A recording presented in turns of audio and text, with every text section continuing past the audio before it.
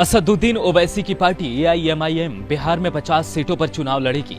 Party ने मंगलवार को 18 सीटों की सूची भी जारी कर दी है। 32 सीटों पर पहले ही पार्टी ने अपने उम्मीदवार जारी कर दिए हैं।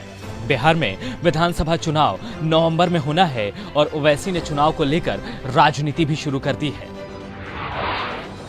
असदुद्दीन ओवैसी को पूरे देश में एक तेज, तर्रार, विवादित और तार्किक बात करने वाला सांसद के रूप में जाना जाता है। ओवैसी की पहचान मुस्लिमों की राजनीति के लिए की जाती है। बिहार विधानसभा चुनाव को देखते हुए उन्होंने इसकी शुरुआत भी कर दी है। एक ट्वीट कर ओवैसी ने कहा, देश भर के जेलों में मुस्लिम पुरुषों को पहले से ही बड़ी संख्या में रखा गया था, लेकिन अब उनकी संख्या और भी बढ़ गई है। कानून की नजर में ये लोग निर्दोष हैं, लेकिन वे अभी भी जेल में हैं। यह अन्याय का एक और प्रमाण है जिसका हम सामना कर रहे हैं। ओवैसी ने एक रिपोर्ट को शेयर करते हुए लिखा कि यह आंकड़ा नेशनल क्राइम रिकॉर्ड्स ब्यूरो का है। ओवैसी आगे लिखते हैं, साल 2019 के अंत तक देश के सभी जेलों में दोषियों की संख्या में से 21.7% दलित हैं। वहीं विचाराधीन कैदियों में अनुसूचित जाति के 21% लोग हैं। वहाँ दोषियों की कुल संख्या में से 16.6% मुसलमान हैं और विचाराधीन कैदियों की संख्या 18.7% है। मौजूदा बिहार विधानसभा में ओवैसी की पार्टी के एक विधायक कमरुल होदा हैं। ओवैसी की नजर बिहार के सीमांचल क्षेत्र पर है। सीमांचल में 24 सीटें आती हैं, जिनमें से कम 18 सीटों पर एआईएमआईएम ने चुनाव लड़ने की रणनीति बनाई है। इनमें से कई सीटों पर मुसलमानों की आबादी 40% से ज्यादा है। पिछले कुछ महीनों में ओवैसी ने सीमांचल में जबरदस्त काम किया है। खासकर ओवैसी के मुस्लिम राजनीति से युवाओं के एक बड़े तबके का जुड़ाव हुआ है। विधानसभा उपचुनाव में ओवैसी ने पहले ही अपना खाता खोल लिया है। आगामी विधानसभा चुनाव में ओवैसी की पार्टी को यहां काफी मजबूत माना जा रहा है।